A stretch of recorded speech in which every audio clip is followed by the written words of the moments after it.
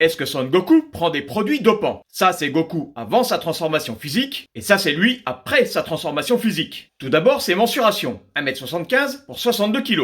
Oui, vous avez bien entendu. 62 kg. C'est aberrant, le muscle c'est lourd, donc là c'est pas crédible. Moi je dirais plutôt qu'il tourne autour des 100 kg. Mais pour avoir une musculature pareille, il n'y a pas 36 possibilités. Même en ayant une très bonne génétique et en s'entraînant au poids de corps, en prenant juste de la prot, je doute qu'on aboutisse à un tel résultat. Moi j'en ai la conviction, Goku se dope. Alors je suis désolé pour ceux qui croyaient qu'il était nati, mais faut arrêter de croire au Père Noël. La potion magique augmente l'endurance physique et la résistance lors d'efforts intenses. Donc quand tu combats un adversaire comme Freezer pendant une vingtaine d'épisodes, nul doute que tu as eu recours à ce stratagème. Sûrement un produit du type EPO. Mais ce n'est certainement pas tout. Je pense que Goku adore les cocktails et fait des mélanges avec les stéroïdes anabolisants. Là-dessus, je suis affirmatif. Quand on voit les effets obtenus au niveau de l'augmentation de la masse musculaire, on le voit bien, le Super Saiyan est hyper sec. Je sais pas quel est son taux de masse grasse, mais c'est pas élevé. Les veines sont bien gonflées, les pecs en acier, le haut du corps est massif, des abdos hyper bien dessinés, de puissants deltoïdes, des trapèzes énormes et des tétons proéminents. Mais la preuve la plus évidente, c'est le gain de puissance exponentielle qu'il a connu lors de son combat contre Freezer. Lorsqu'il arrive sur la planète Namek, sa puissance était de 90 000 unités. Après avoir combattu les membres du commando des forces spéciales et avoir frôlé la mort,